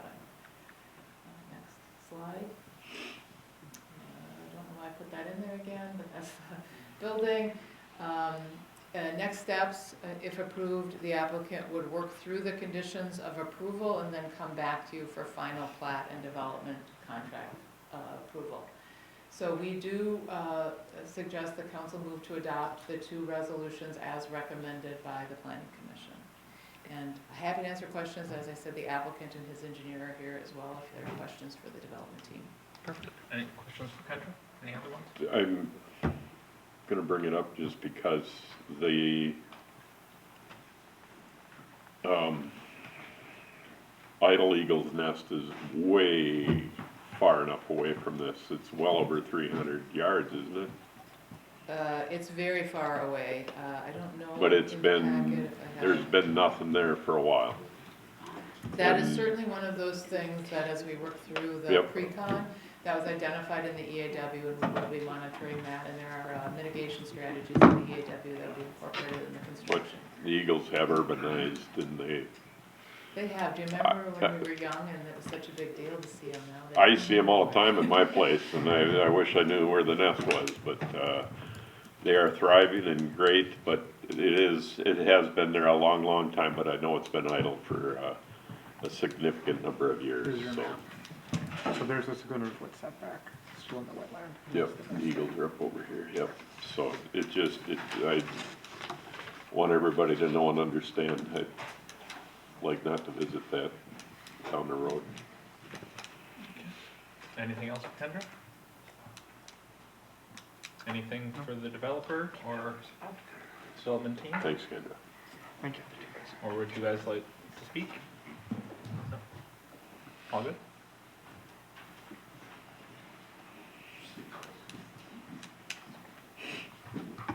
Thank you, Mr. Mayor, council members. My name is Brandon Champeau. I'm Executive Vice President at Hempel Real Estate, the applicant obviously on the project. And just wanted to thank city staff. It's been over a year that we've been working with you guys on this project now. We're very excited about the outcome of where we're at, excited to break ground hopefully this summer. And appreciate the input that we've received throughout this process. Just a couple of things I wanted to point out. The Eagle's Nest, 867 feet away. Only, Project. okay, good. I guessed right, 300 yards. Yep. The boulder wall, we'll look into it. I'm not an engineer. There's a huge cost and a lot around the boulder wall and stuff. Quick snapshot and elevation and stuff, just something, or break it up between just tall bricks and the keystone, is that what it's called nowadays still? Is it something else, or Yeah. or the great big concrete blocks with the bubbles on and they're stackable? It's a little bit more character than that. What are they called? Different facades and things. Okay. I'll leave it to the experts. He'll I don't know. he'll lead you in the right direction. And the water guys, they're helping you with it too, so Yeah. life is good. And then the only other thing too, I wanted to mention, we are installing the 6 EV charging stations, but we'll have conduit that'll run across the whole building, so in the future, it would be easy to convert every stall to EV charging if, in fact, we are all driving electric vehicles in the future. Wow. I won't be around. I'll move to Montana. I've got to do something different, so. So it'll be set up for, you know, more long-term resiliency strategies in the future there. But yeah, again, just appreciate everybody's feedback through this process, and we're looking forward to investing in the city and getting this project going if you guys approve it tonight. So. Great, thank you. Any questions? I have a quick question. It's not really pertinent to you, but the TLAC fees, are those assessed over the entire 80 acres or just over the upland portion? That is such a Kevin question. Pretty sure it's the upland portion, it's the pre-development area, so we do take out wetlands and floodplain. Okay, thank you. We're happy to take a bigger discount. Noted. It's a lot of money. It is. Great. But for this application, they wouldn't need to pay the Maple Grove fees as well, right? This is just New Corcoran. Yeah, it's all us now. So there's your discount. The Corcoran discount. Maybe one thing though, I mean, I think we're willing to look into doing like a welcome to Corcoran sign on the wall. I guess I would maybe ask that we be credited some of the park dedication fees for the cost of that sign. I just suggested it, I wasn't giving anything up, so. Something to A monument sign, we can, We could evaluate it at final. Is Yep. that an option? I think park dedication, and we probably should not negotiate with Yeah, some it's of not. the, but maybe there's another fee that the city council would be able to negotiate with less legal constraints, so we'll take a look at that with city attorney. And it's apropos that later on item 8A, one of our strategic initiatives for 2025 is monument signs coming into the city. So, so it's a pretty timely suggestion to potentially dialogue about that. I didn't mean to open a can of worms. No, and start it might looking be into it. fine, but I just wanted to just Discussion. throw that out there, that it might not be best for Yep. park dedication, but we'll take a look at that with city attorney. if Perfect. possible. Sounds good. Anything else? Put a climbing wall there. That sounds sorry. Right next to unimproved 101. No, yeah, good. Now is not the time to brainstorm, Dean. Alrighty. And then, before council discussion, if there's any members of the public that wanted to speak on this item? Not all at once? Okay. Then, on to council discussion. Who wants to lead us off? I've talked. Yes, you have. Thanks for letting me. Anytime. The only thing I had a note of to maybe bring up for you guys was that condition 26, I believe it was, about the buffer. I think we discussed it at concept, that we thought the size of that wetland and the distance and the existing vegetation was adequate to waive the buffer, additional buffer requirement on that southwest corner. I would agree. I mean, for the resident who misunderstood the packet, if it was an 80-foot building, I might feel differently, but Yeah. I feel like we do I heard have adequate. 65 from a resident. Yeah, so we it's ain't doing that. Interesting how it's Yeah. telephone. But okay, I feel It is a big, spacious Yeah. wetland expanse, so I feel like that does satisfy the requirement. I agree. You guys feel Yeah, I do. And I'll say one more thing, the common parking semi-area and stuff, the work that they did with the screening and such, they got entrances and such, I hope that works out well in the process. And like I said, excited to be around, if I'm still around in 30 years, see what this looks like. The forest they're planting, it's a lot going in there, appreciate it. Yeah, cool. All right, well, if there's nothing else, then I will entertain a motion to approve Resolution 2025-27, approving the preliminary plat, and Resolution 2025-28, approving the site plan. So moved. Second, Bear Camp, second. Nichols and Bergenkamp, any further discussion? All those in favor say aye. Aye. Perfect. Congratulations. Yeah, Thank you. congratulations. On to 7B, which is the Lother Comprehensive Plan Amendment. And Natalie? Oh. Kendra? Dwight? Dwight. You guys gotta stick around for this. It's a condition, we snuck it in there. Yeah. If I can't leave, they can't leave. Have a good one, guys. Thank you, Mr. Mayor. Yeah, item 7B tonight is the Lothar Comprehensive Plan Amendment. This is an application from Brian and Jackie Lothar, who are requesting approval of a comprehensive plan amendment which would re-guide their property from existing residential to conservation residential. The subject property itself is 10110 County Road 116.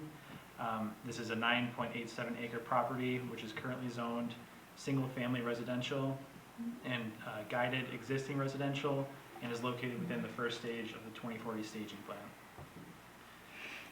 The current land use guidance of existing residential has an anticipated density of half a unit per acre. However, it does not allow for subdivision of the parcel, so the applicant is requesting that that land use be re-guided to conservation residential, which would allow for an anticipated density of 2 to 3 units per acre, which is the lowest anticipated density that would allow subdivision within the MUSA.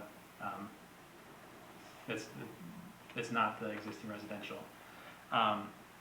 The density calculations itself, currently within the MUSA is 3.353 units per acre.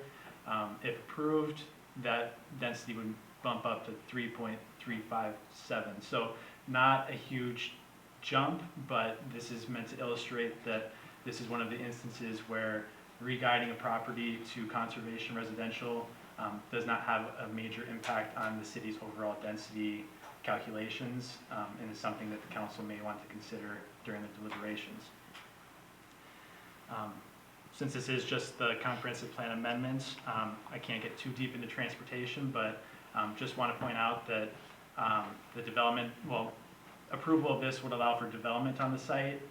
Development of the site would allow for the installation of a public road, which would allow for a connection to the water treatment facility at its southeastern corner. This was something that was contemplated with the plat for Hunter's Place Second Edition back in 2020, and with the final design of the water treatment facility, it has been stubbed out at the southeast corner for that future connection. So with a development of this site, that's when that connection would be rerouted. The city's overall discretion of this application, the comprehensive plan amendment is a living document, so the council has a relatively high level of discretion when considering the comp plan amendment. If the council finds evidence that supports the change in the plan, it may make that change. But you may want to consider, has the applicant provided evidence demonstrating the reason for the plan change? Is the change needed to allow reasonable development of the site?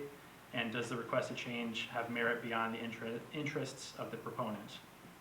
So at this point, staff recommends approval of resolution 25-31, approving the comprehensive plan as drafted.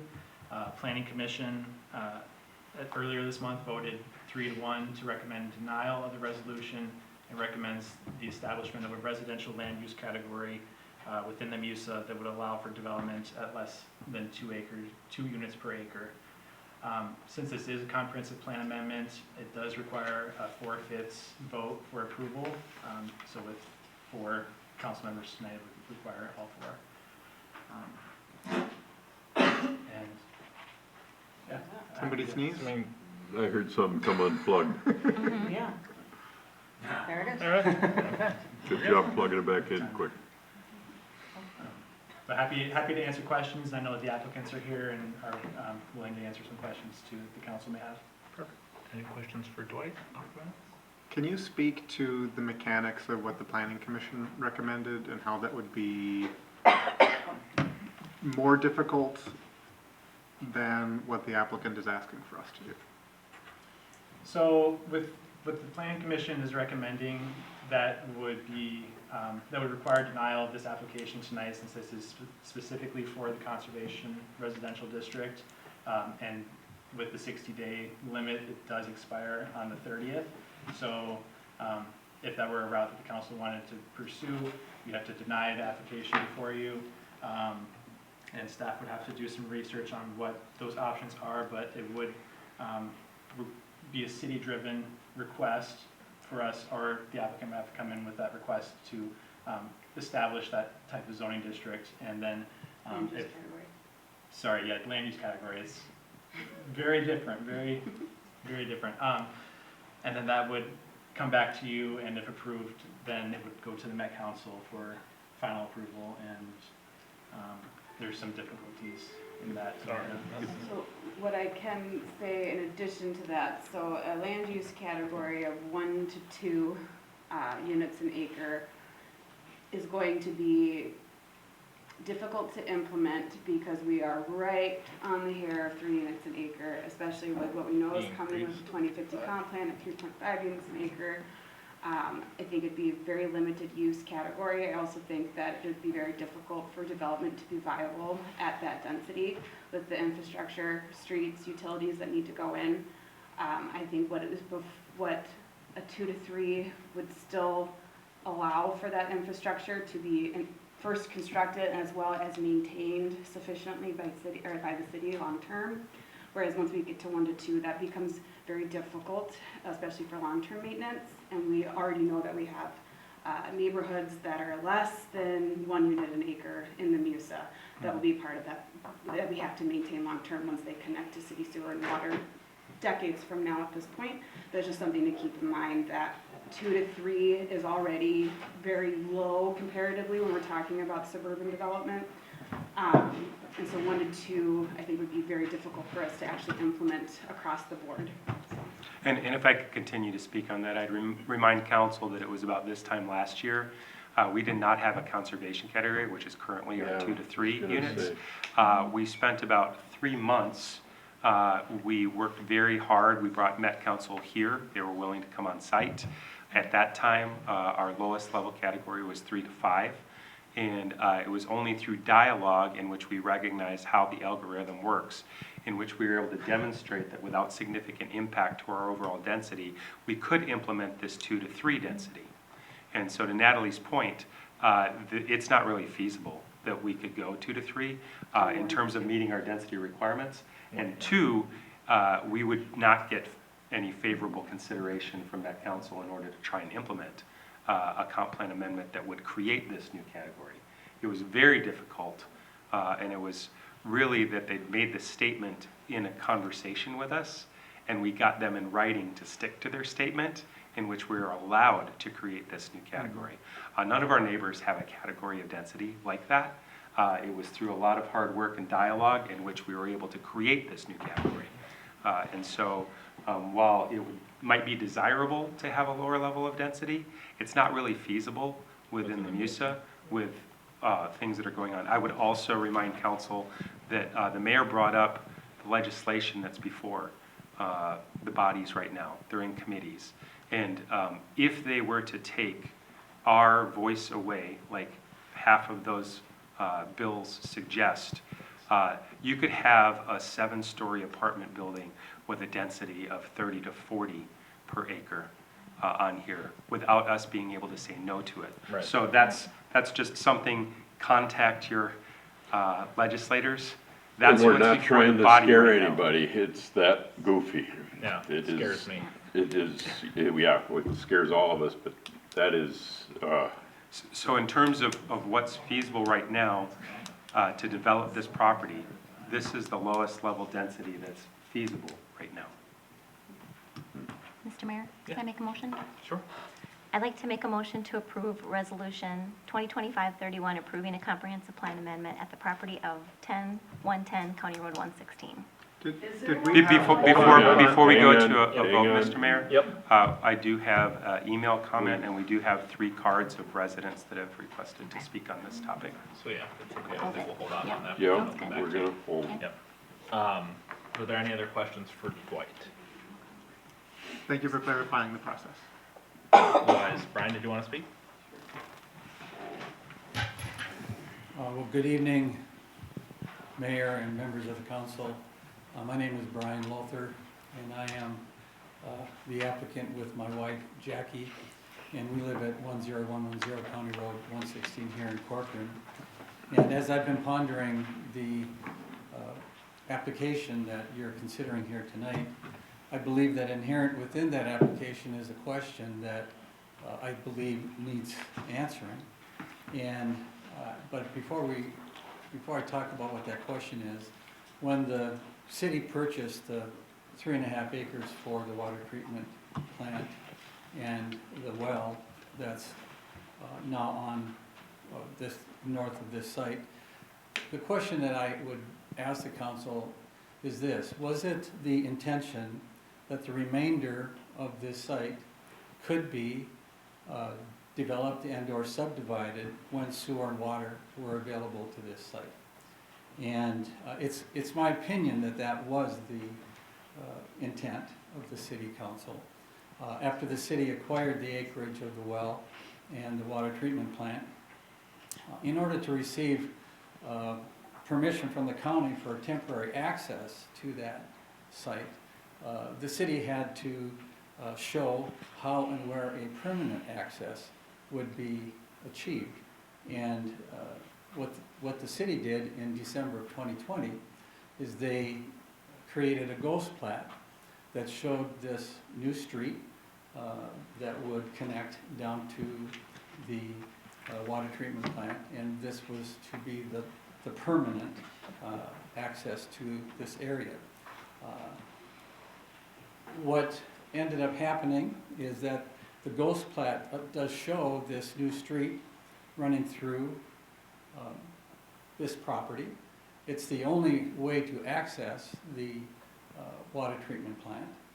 There's not another way to access the water treatment plant other than coming through this property. And when this ghost plat was done, it not only showed a road coming through our property, but it also clearly depicts the site being subdivided and or prepped for development. And as you know, the sewer, trunk line, and water main currently run through the site. Not only do they run through the site, but the manholes are already set in place, ready for use. This particular site was in the 2020 to 2025 Phase 1 MUSA designation and is now really ready to be developed.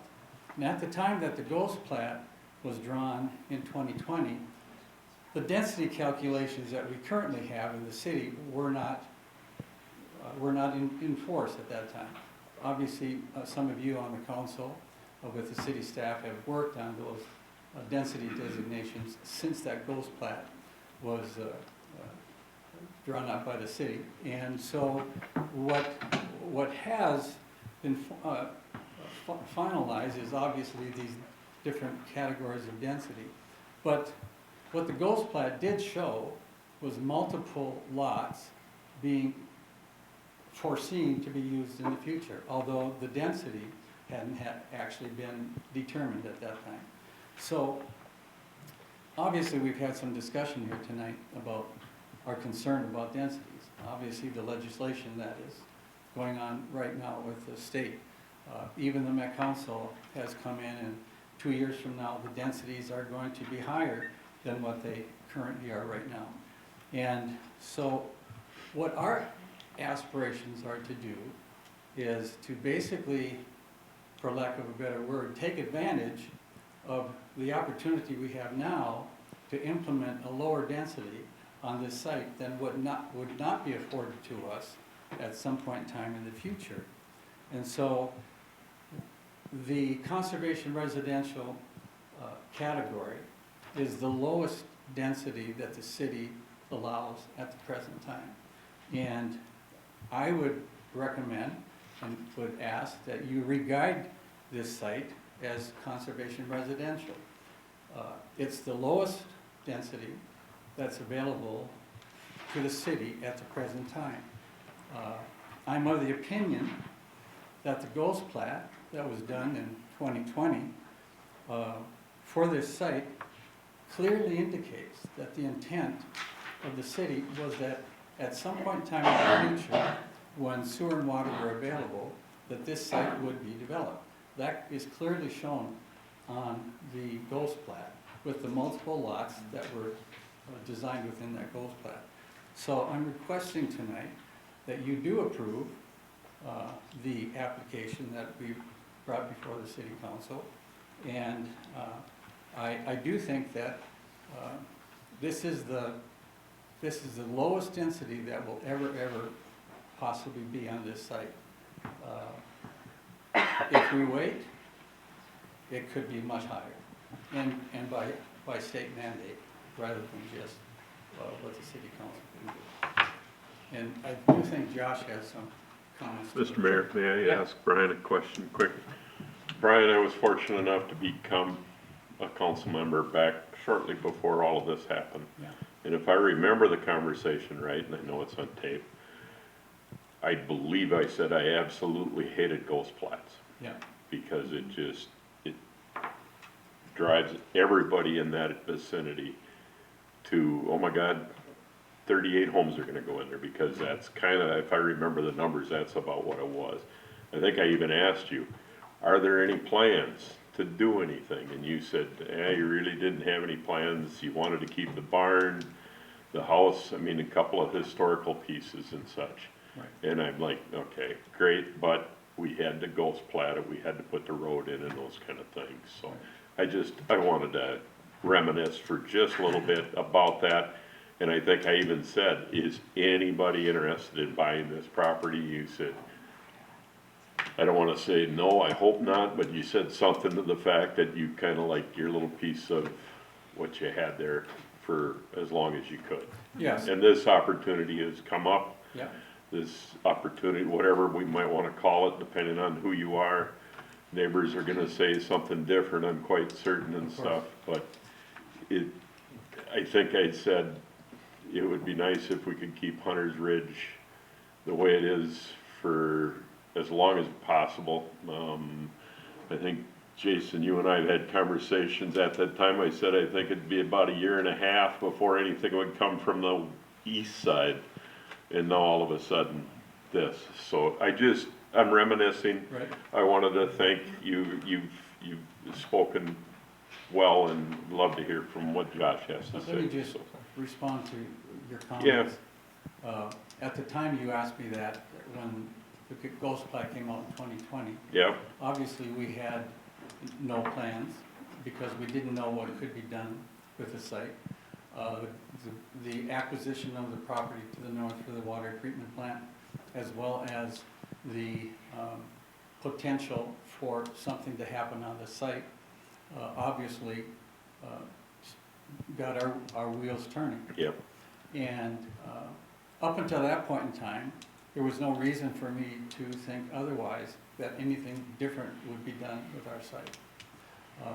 But once everything got in motion with the water treatment plant, yep, and the sewer and water were available, and this particular site was in phase 1 of the MUSA, obviously I started to receive calls from people who were interested. I had a hunch you would. Yeah, and so obviously our intent was to not put the most dense development that we could on this site, but rather do something that would be the least dense.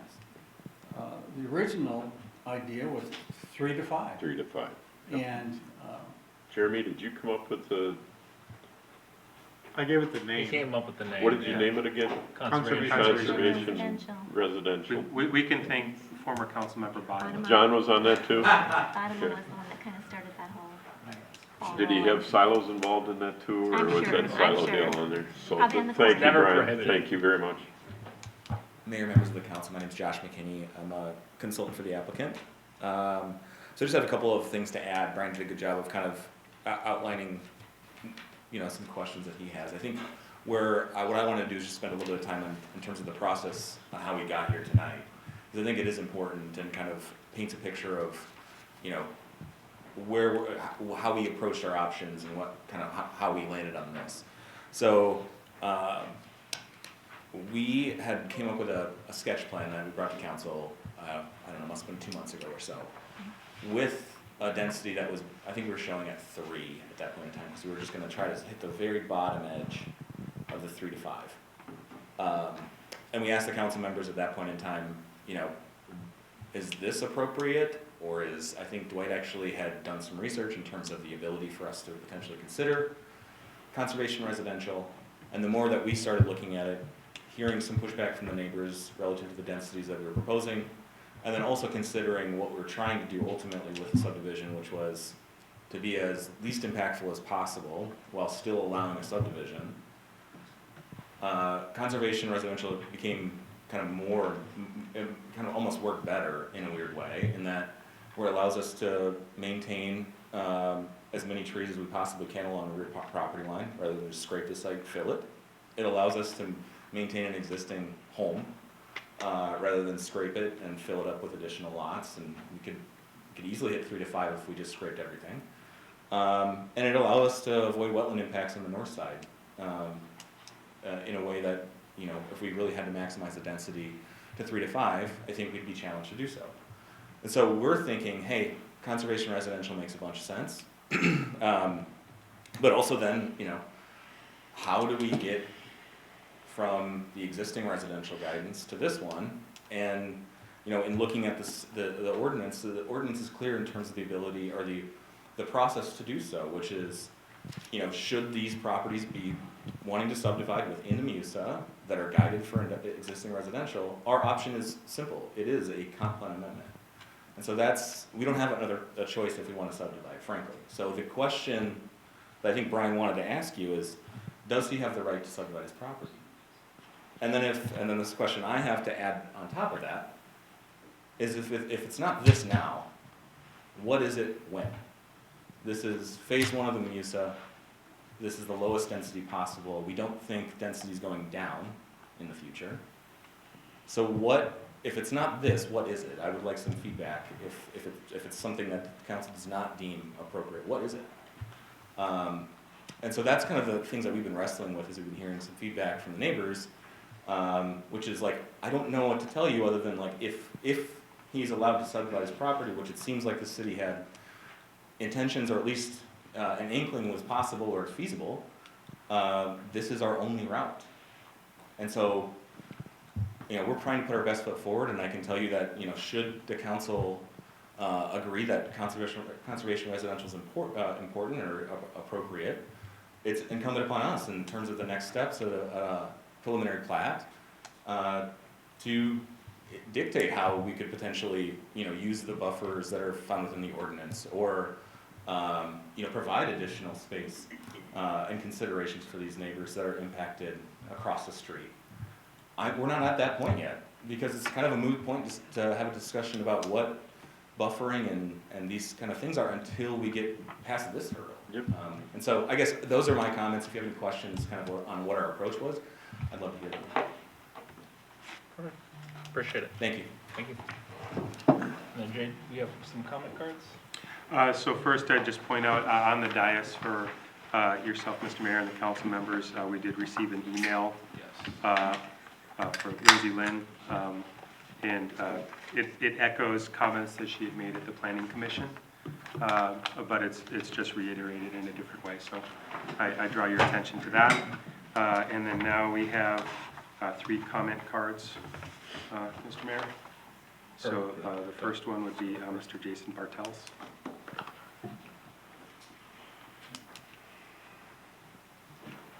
And please name and address for the record.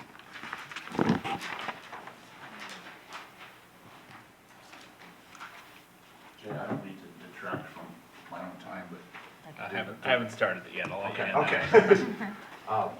Do Commissioner Lynn's Thank you. concerns and questions get read to the group, or how? Just I'm curious how it works. We all have a copy. Yep. Okay. Yep. Jason Bartles, 19795 Hunters Ridge. Good evening, Mr. Mayor, council, and staff. Thank you for the opportunity to speak tonight. I live on the south side of Hunters Ridge. My wife and I have property that will look directly across the street at the applicant's proposed 22-home development in what is now a farm field. I passed out the plot map to each of you. Now, I realize it's not the direct issue tonight, but it is the applicant's motivation for this change. And they even addressed it themselves, so obviously it bears consideration. I'm speaking tonight on behalf of several neighbors. As I previously did earlier this month at the Planning Commission meeting, I've decided to focus my comments on the decision criteria that is specifically outlined in the agenda packet. The applicant needs to demonstrate the amendment has merit beyond the interest of the proponent. The agenda packet presented the Planning Commission stated safety on Highway 116 as the merit for the change. I expect the city can find a way to put a road from the water plant to Hunter's Ridge for safety without having to surround it with 22 new homes. There'll be a new road created. Oh, this is incredibly similar to the Quick Trip proposal in Mama G's access to 101. There's going to be a new road created over there for safe access to 101 without a need to surround it with new homes. After much discussion by the Planning Commission regarding merit, Commissioner Lynn stated she saw limited value for the community and considerable value for the applicant. Commission Chair Brumman questioned who was receiving the value, the city as it pertains to water and sewer revenue and density calculations, or the city as it pertains to residents. There's been a lot of speculation tonight as to what the council was thinking or what their intent was 5 years ago with the 2020 water treatment plant. You know, if it was going to get rezoned for subdivision, which should have been done at that time. Obviously they didn't, they had their reasons. I don't know what they were, but I'm just, it troubles me to hear people talk about the intent of the once upon a time kind of dreamland. One of the most interesting lines of the applicant's narrative reads as follows: expanding the municipal sewer network helps to offset the city's fixed cost. The city's fixed cost. I thought this was a private property applicant for personal development consideration. We understand the city built the water tower and the treatment plant in anticipation of new residential usage. Bellwether and Hope Church development will certainly provide plenty of that.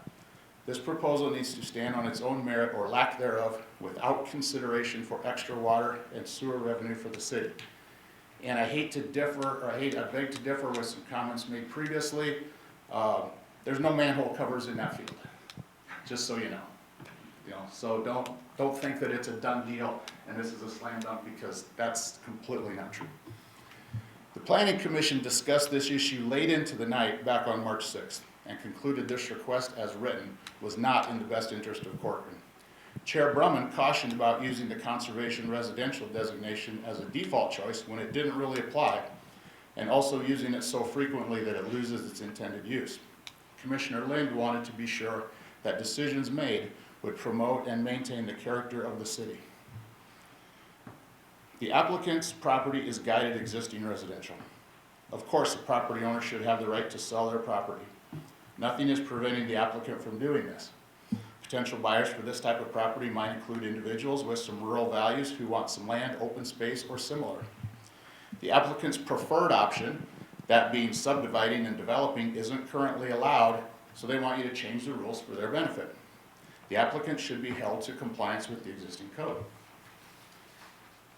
Density.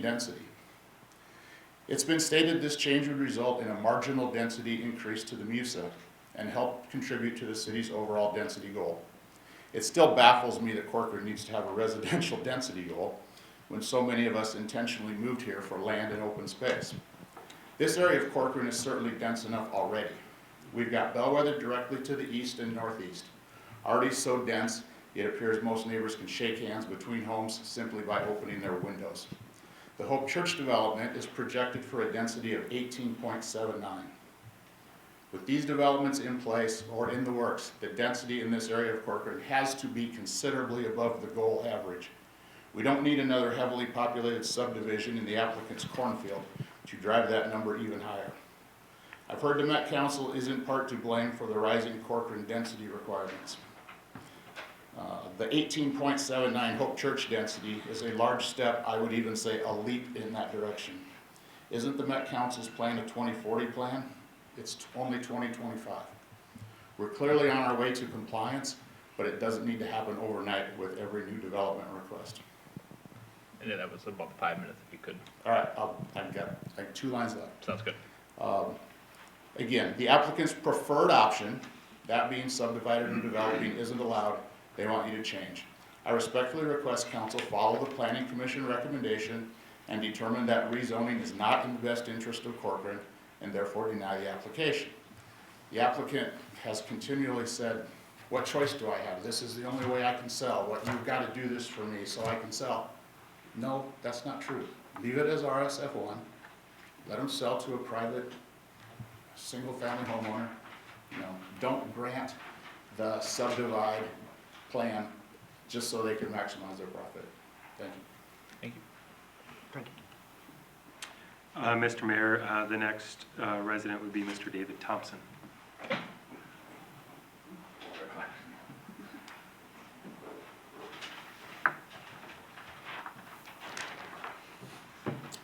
Mr. Mayor and council, I appreciate you letting me speak tonight. My name is David Thompson.